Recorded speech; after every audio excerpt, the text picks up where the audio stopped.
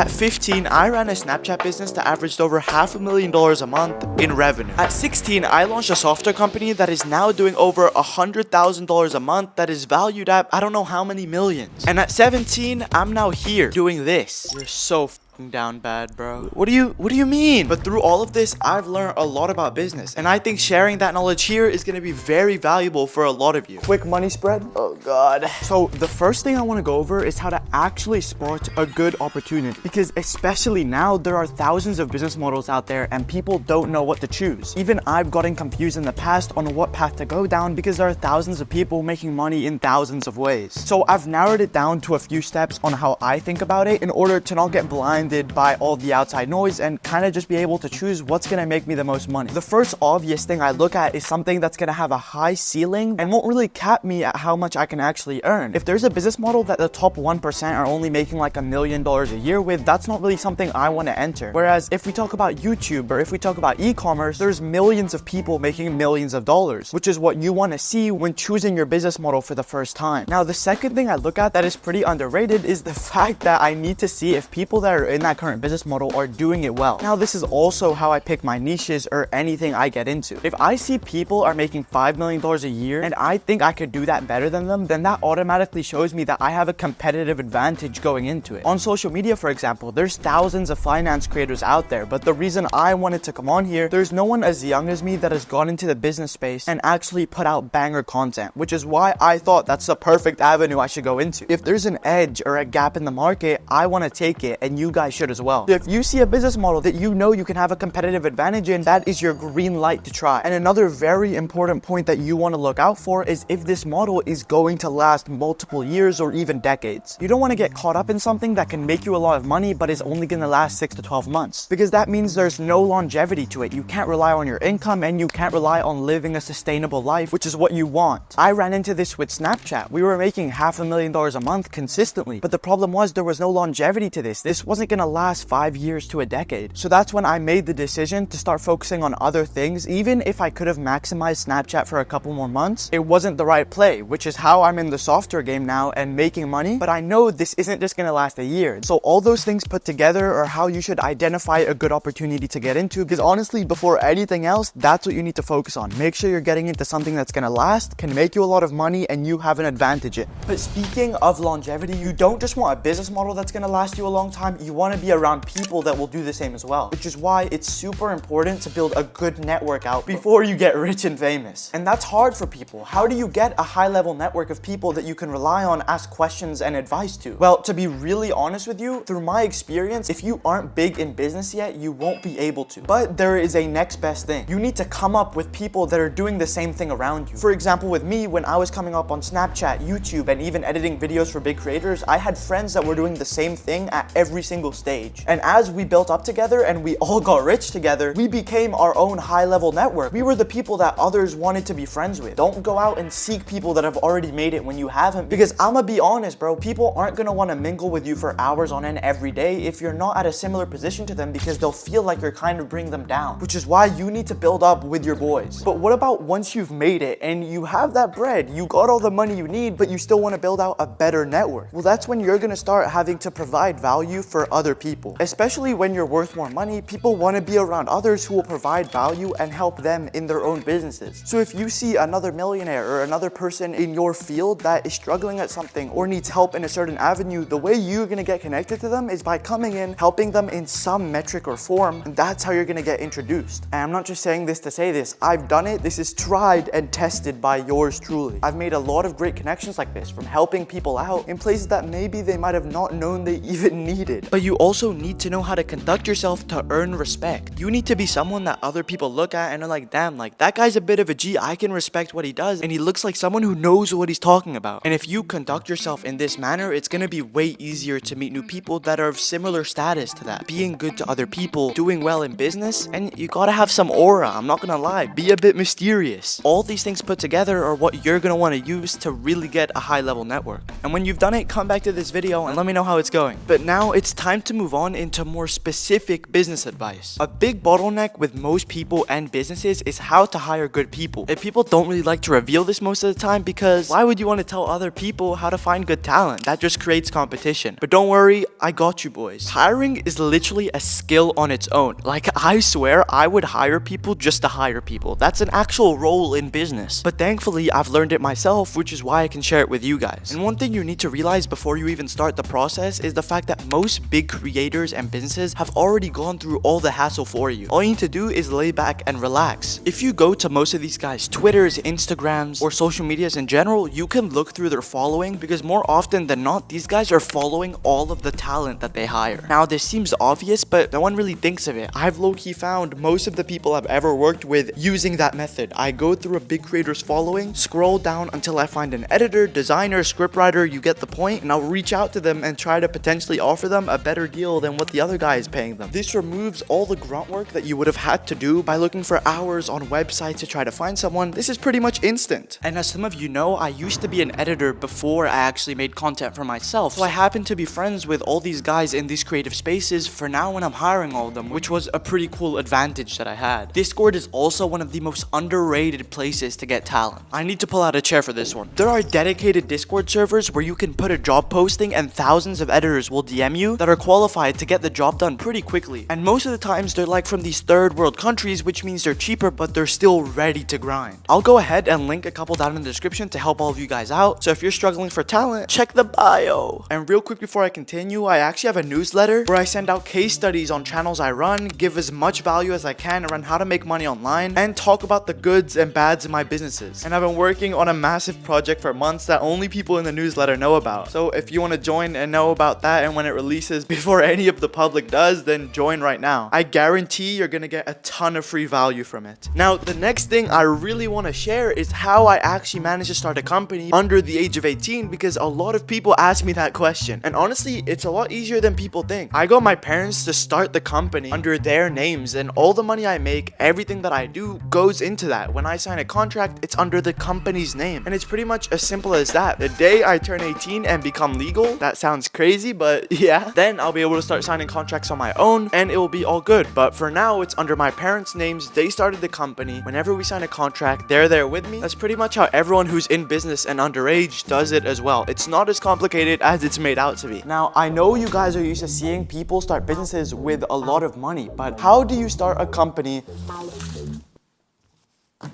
without a budget? This is going to apply to any single business model, but for example's sake, let's talk about YouTube. There are a couple things you need when building a team or creating content on the platform to make money. That's an editor, a designer, and someone who writes the scripts, comes up with ideas. You get the point. And a lot of people are confused. They want to hire out a team immediately and they're asking, how can I start with no money? Well guys, the answer is right in front of you. All the skills like editing, designing, and writing scripts are learnable. I mean, people are selling their services to do them. Why can't you learn them as well? I personally was an editor in my past life, aka 2 years ago, and there's hundreds of designers and scriptwriters out there. They've made it a point to learn how to do it so that they can sell their services. So you can't sit here and give me the excuse that you don't want to learn the skill for a month or two, because you can. I have a friend right now who runs a channel. First video got over 100,000 views. He script wrote, did the thumbnail, and edited the entire thing. Obviously, he's had experience in the past, but that costed $0. All it was his time that he took to learn and gain knowledge on these skills. But on top of just learning those skills, I want to go back to a previous point I made about having a good network. Mr. Beast talks about this on podcasts. He had a group of 4 or 5 people around him that he'd ask for help with thumbnails, editing, and all of his script ideas. That is the exact same formula you want to copy. If you make a really mid thumbnail on Photoshop, send it to your friends in your group, ask them what they think, and let them help you review it. You need people around you to make the content you put out or anything you do better. Because imagine how much more effective it is to have 4 people working on one task rather than just you. That's usually 4 times the output, bro. And by the way, you don't just do this at the beginning. Mr. Beast does this to this day, and so do I. For every video you guys see on the channel, or anything I do with my companies like Creo, I ask people around me for advice before I finalize a task. People who are worth millions of dollars do this, and it's because that's how they stay ahead. You need multiple smart people to help you on things rather than just you, or you're gonna get overtaken by the group of guys that are outthinking you. Or usually when I try to analyze something I'm working on, I can't really see it from an objective objective perspective. So get people who are truly there, gonna help you, and aren't gonna be yes men to improve. And that's why you're not gonna need to hire out people to do this for thousands of dollars. You don't need a budget for that. All you need is friends, which can be a bit hard to find, I guess. Now, seeing as a lot of you are in school or college, a big question that's asked all around the internet is how to manage being able to work whilst also having to do these activities. And to be honest, it's way simpler than it's actually made out to be. I'm sure if most of you go on your phone right now, you're gonna see at least 3 to 4 hours on one of these doom scroll apps like TikTok or Instagram, maybe even YouTube watching my videos, which I can accept. But that just goes to show you guys that the time that you might think you don't have to focus on your business is actually being spent rotting in bed and just doom scrolling. Now, I'm a victim of this as well. I can't sit here on a high horse and tell you guys that I'm any better. But one thing I do know is that if you're really disciplined and want it, you're gonna be able to put your phone down for at least a couple hours and lock into the work that you need to do. At the beginning, when I ran Slam Dunk, which was my shorts channel that I got to 1 million subscribers in 6 months with my partner, he was in high school and so was I. We both were there for 6 to 8 hours a day, and let's not even talk about extracurricular activities. But one thing we knew is that we needed to lock into this business because it could potentially have led us somewhere, which it did. I mean, we went from that to Snapchat to my software company, and now I'm here. But that's because we wanted it. Even though school was an obstacle we had to go through, we knew there was time to relax, like every kid has. Even if it's at night, after you need to go to bed, or before you need to wake up. I don't even know how many days I woke up at 4 a.m. for to edit a video before going to school. But listen, it's not about going monk mode. It's simply about finding the open times that you have in your day, which I'm sure you do, and using those to your advantage. A lot of people underestimate how much an hour of locked in work can get you. It's a lot, trust me. So if you're watching this after school, put down this video when it's done and lock in, boy. But speaking of locking in, you want to lock in with people, like I say a lot in my videos, but more specifically an actual partner. Like 90% of my businesses that I've ever ran up to this day has been with at least one other person. But finding who that person actually is the most important part, because whether you want to realize it or not, you're kind of getting into a relationship with whoever that is. I mean, you're gonna be stuck in a business bond for years to come, scaling companies to millions of dollars. You have to make sure that you choose the right one. But how? Well, whenever you find someone, you kind of need to look at it as if you can be friends with that person. You don't want to go into business with someone that you don't relate to even on a normal level. I mean, they can be smart, have a lot of money, but I mean, if I can't crack a mom joke with him, then what's he of any use? No, I'm joking, but for real though, you need to think that the person you're gonna go into business with can be someone you will get along. But that's only one step of the equation. They also need to be someone who has past experience in whatever field you want to work in, at least a little bit. Now, okay, you can obviously train someone to be good at something, but if you're splitting a business with this guy, he needs to be pretty good at whatever job he's getting into. The way I like to look at it is a positive and minus signal. You know how they say opposites attract? Well, you kind of want to do the same with people in your business. I mean, I usually partner up with people who are good at the things I'm not, and vice versa, because that means we each tick off a box for each other. Let's say I'm really good at editing and he's really good at designing. We both fit the puzzle and we can both get the job done. So all in all, this is a very important step that a lot of people don't get right. Over 90% of business partnerships end up failing, and obviously I've had some that have failed as well, but through trial and error, I think I'm starting to get it down more and more as I gain more knowledge. Just make sure it's someone you can get along with, they fit a piece in your puzzle, and you gotta be able to crack a yo mama joke. I'm not gonna lie. And so now that you have your business partner, what is the next step? Well, it's time to make money, boys. And dare I say, I might have the method for this. Now, obviously, there's ways to make money with YouTube, content creation, but for this specific section, I'm gonna talk about being in a service-based industry and how to land clients, because that's where I came up from, and I think that it's a very adaptable format that you can use even when you're a creator, if you want to sell a course, a product, or anything of that sort. Now, when I used to edit for people, especially at the beginning, no one knew who I was. I was irrelevant, zero motion, no money in hand, no bitches, nothing at all, and no one loved me. What I had to do to actually land my first clients was provide the value up front. I would send these guys free, fully edited videos of themselves without asking for $1, because I knew most of the people in these guys' DMs were just asking them to work for them and sending them portfolios. I mean, who wants to click on a link, bro? I don't know if you're gonna get my IP. So what I thought the big boss play was gonna be was to just send these guys a fire video for completely free, and I'd write something along the lines of, I took the initiative to send you this video to show you I'm ready to work for you. No strings attached. Use this video if you want to. Let's get to work. And that would slap, bro. I don't think you understand how many people I landed using that. And guys, you don't just need to be an editor to do this. Imagine being a salesperson. Use the same strategy I just told you. Give the value up front. When Iman Gadzhi sells a course, he has a very specific tactic that he's going in with. He's giving the people value up front, meaning telling them how to do certain things, giving them little hints and droplets about business, which he then uses to funnel them into where they're actually going to pay him for more of the sauce. Just take this format, repeat it everywhere, adapt it, and you'll be good. Trust me. Actions speak louder than words. So I want you, if you're in a service-based business or if you're a creator, to go try something like this and let me know how the results work, even if it's with one person.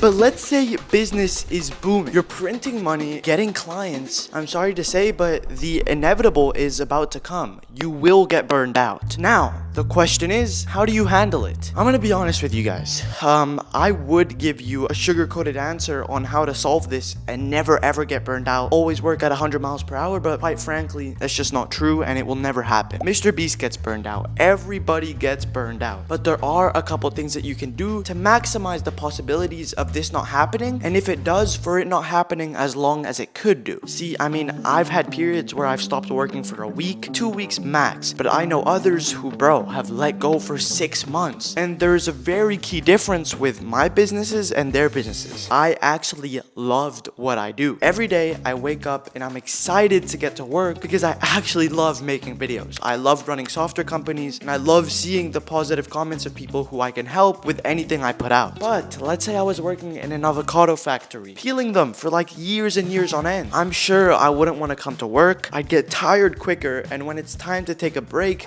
I would extend that for years. And it's kind of crazy to tell you all this because it seems like content creation is a dream job, but even content creators get burned out because they don't love what they do. And it's not because they don't like making content, but it's because they don't like what they put out. This can span into any business. Maybe you don't like the things you're editing, the pictures you're designing, the feet you're massaging. Yeah, that one was a bit crazy, my bad. But you get the point. The only way to minimize burnout is to love what you do deep down, because that means you truly want to wake up and do it every day, and almost nothing can stop you, which is overpowered. So keep that in mind for when you start a new business, but also understand you're never going to be in that motivational phase where you're working 13 hours a day. There will be times where 1, discipline has to come in, and 2, you're not going to want to work for a bit. It's fine. You're going to get through it. Just subscribe.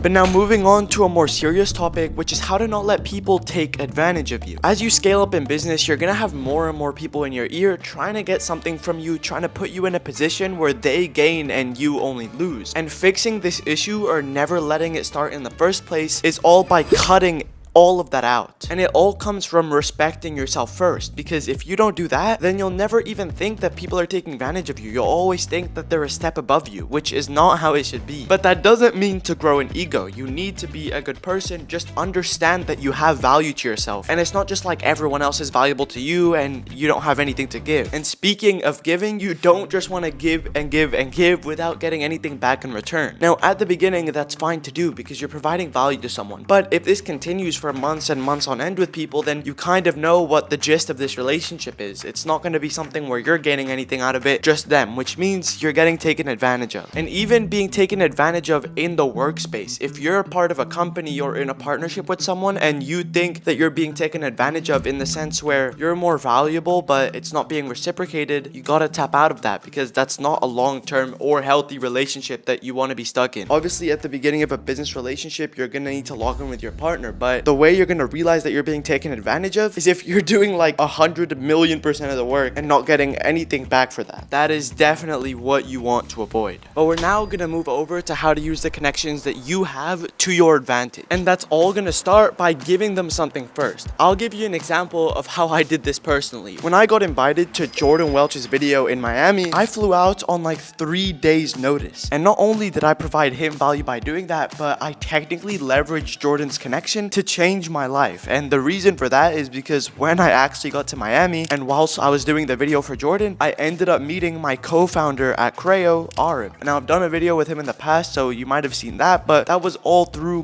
going to Miami, meeting Jordan, giving him the value first so that he could make a banger video. And in return, he's the one who put me and Arib in the same exact room. And now Creo is going to be one of the companies that changes my life and makes me billions of dollars, hopefully. Now that is one of the crazier stories I have about how I leveraged the connection to make me a lot of money and even change my life. But there's other mini examples like this that happen every other day, every week. I use people in my circle, ask them to connect me to people, and that's all because I've provided something for them in the past that's helped them out a lot. So you always want to give, and not just take, like I mentioned in my last point, which is going to result in a much more impactful business career. And just seeing that a lot of you are very young like myself, at least under 20 or 25, a big question I always had myself is how am I going to get respected by older people? Because it seems like these people have so much more experience. How could they ever take a person like us seriously? It just didn't ever click in my head. After a while though, I did come to a pretty good conclusion on how to solve this dilemma. And it's literally just the answer of being so undeniable that no one can question you. Now, I'm not here to toot my own horn or make myself seem bigger than I am, but at 15, I ran a multi-7-figure business. At 16, I opened up a software company that's worth millions. And at 17, I'm scaling a massive personal brand whilst running multiple other companies as well. And so I think those things make me pretty undeniable to people I meet. And that was literally just through putting my head down and working. If I was just someone who had faked it until I made it, then that would make it a lot easier for older people to not respect it. Because I'm not gonna lie, sometimes they might want a reason to not respect you. But if you're low-key just overpowered to the point where it's a bit hard to, that's where you want to be at. And I'm nowhere near there yet, but I think I am building the steps slowly to become undeniable. The only thing that's left is for me to become the biggest business creator in the world, which will happen with all of your guys' support, and scaling my channels and software company to millions and millions of dollars a month, which will happen soon, boys, trust. And like I mentioned before, a lot of you watching this are anywhere from end of high school to college. And so a question I'm going to answer now is, should you drop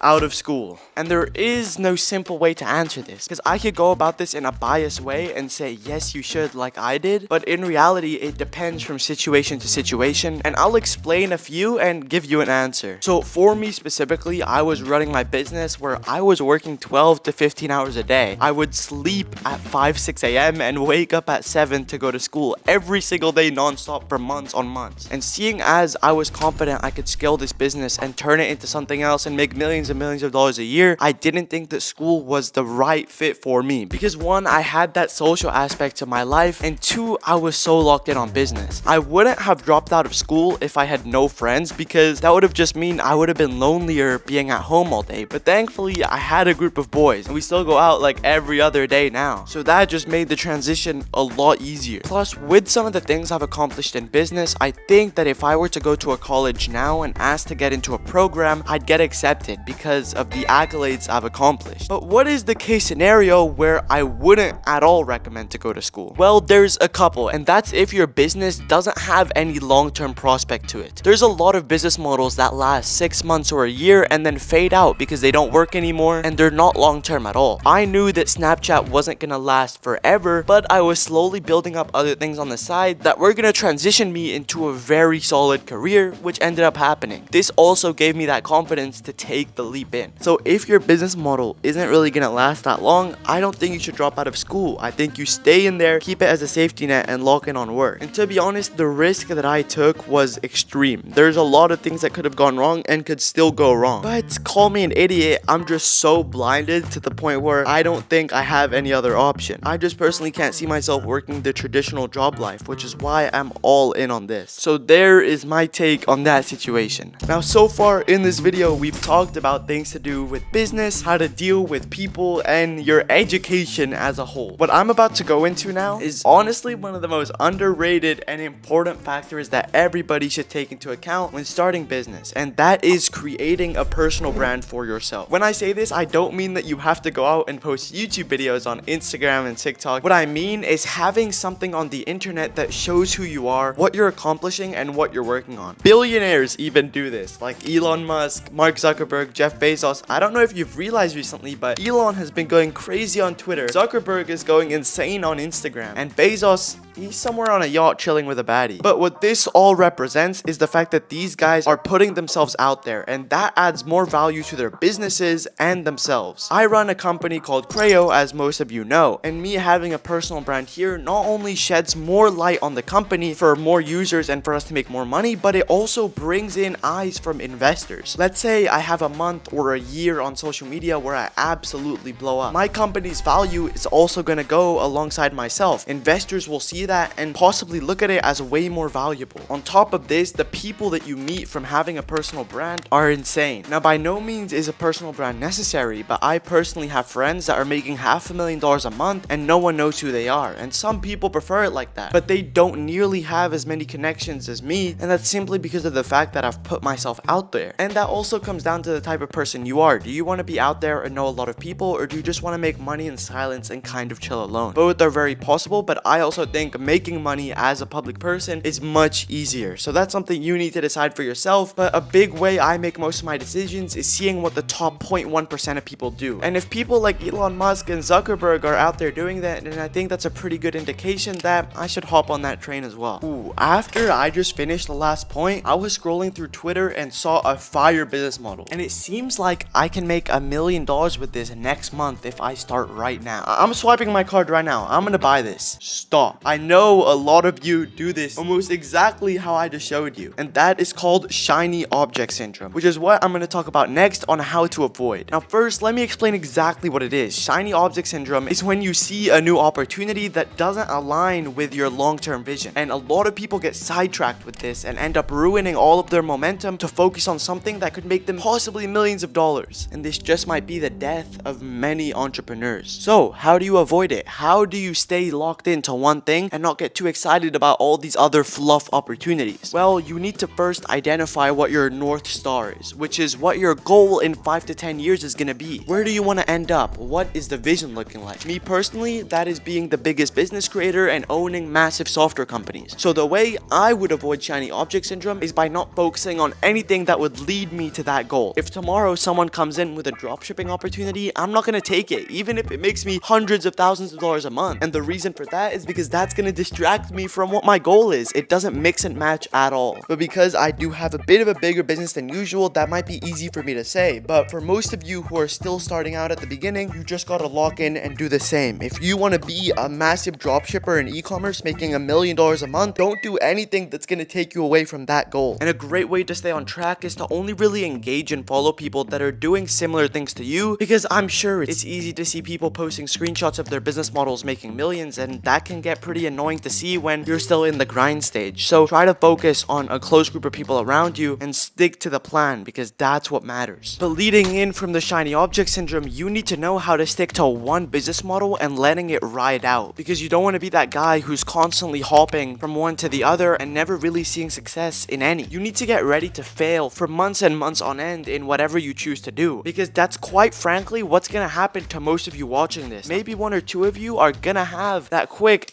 exponential growth, but most of you aren't. So you also need to be doing something that you're actually going to enjoy failing at for 6 months, which sounds kind of backwards to say, but it is true. Hormozy stuck to running gyms and being in that space for years before he ever pivoted once that was successful. Iman literally did social media management for years and documented the entire process, never changed business models because he knew he was going to fail until he succeeded, which he did. And even Jordan Welch did the same thing. Bro was dropshipping for so long and sticks to that business model to this day. That is a consistent pattern that you can see amongst all these people, and there's a reason for it. I'm not just saying it out of thin air. So stick to that one business model. Don't be a bot and you'll be fine.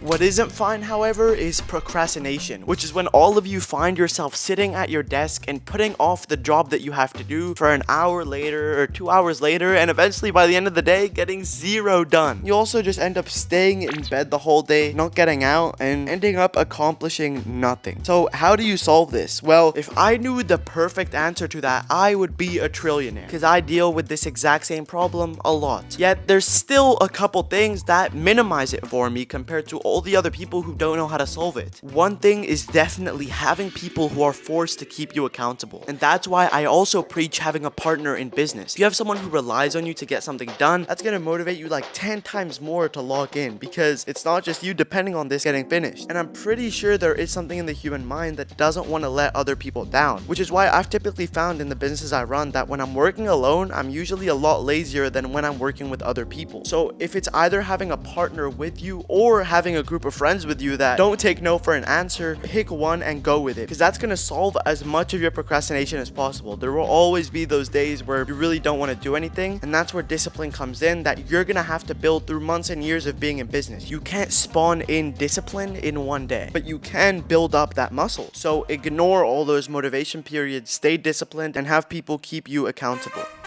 And for the last point of this video, we're gonna go over how to get rid of those doubtful periods. You know, the times where you think all the work you've done is worth nothing and you're a failure, you're never gonna hit your goals. That is something almost every single entrepreneur has gone through. Being in your own head and not seeing the bright side, which sucks. And many people give up during that period actually. But what you're gonna do to actually see the light is by looking at this from an objective perspective. When I look at some of my friends' businesses, I usually think they're crushing it and that they're way ahead, but whenever I get into private conversations with them, they always throw at me all these worries and how they think they're doing worse than they actually are, which goes to show you that most people that are looking from the outside in probably think you're way ahead than you feel that you are, and that's because you actually are. Usually when you're in your own head so often, you don't really get a chance to step back and see the progress that you've made, which oftentimes makes tons of entrepreneurs and people who are in business feel like shit. And there is no one-to-one solution to this, but I would recommend going and asking other people what they think of the things you're working on, and this could be close friends or people you've never met before. Chances are they're gonna give you an answer that you didn't expect, which is a pretty good way to get out of that slum entirely. I did this once a couple months ago when I asked someone what they thought of the YouTube channel after I thought that I was failing, and they told me that they see myself being massive, which kind of sparked my creativity again and made me feel like, damn, I'm just being a bit of a dingo right now and I'm not as far back as I thought I am. Another good way to measure this is using data, because numbers don't lie. Take a look at yourself 2 to 3 months ago. Are you ahead now? Do the numbers speak for themselves, and have you improved in any way? If the answer is yes, then there you are. You're not as far behind as you think. But all of this isn't going to completely solve those doubtful periods because our brain works in mysterious ways. But this should improve it at least a little bit, because it has for me. But guys, that is the end of the longest video I have ever and maybe will ever make. I did this to actually give as many people value as possible, because I'm sure people are gonna come back to this in years to come to extract some knowledge every now and then. If you enjoyed this, subscribe, but also join the newsletter in the description, because I post raw videos there once a week, giving advice, talking about my businesses, and showing off new projects, as well as answering your guys' questions. So I hope you enjoyed this one, and I'll see you guys very soon.